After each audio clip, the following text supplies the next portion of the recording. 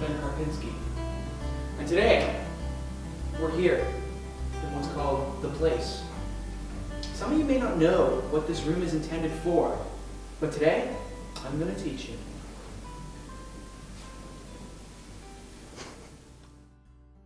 Where did the idea for The Place come from?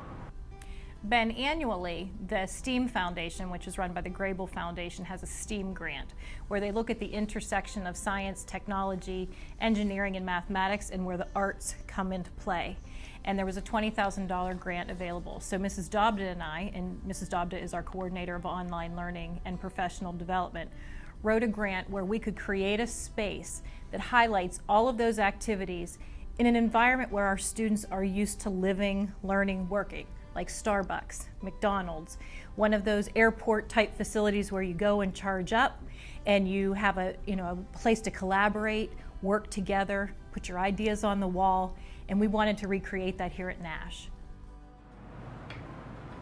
For anyone who hasn't been in The Place, what types of features and uses was this room designed for?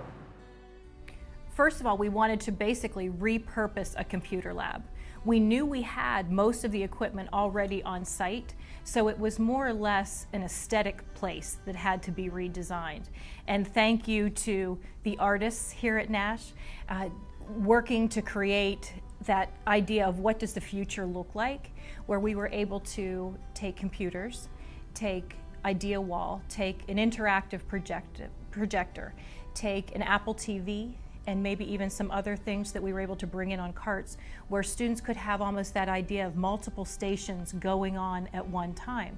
So you could have students having a debate, having fact checkers on the side using the computers, as well as someone being filmed within that learning space as well, while the teacher could still be circulating around to make sure that understanding and learning is happening all at the same time for multiple students.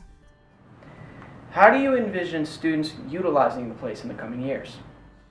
Well, I have already had numerous teachers ask for reassignment 100% to have that as their classroom next year. And I can't do that. You'll have to talk to the principals here at Nash to make that happen.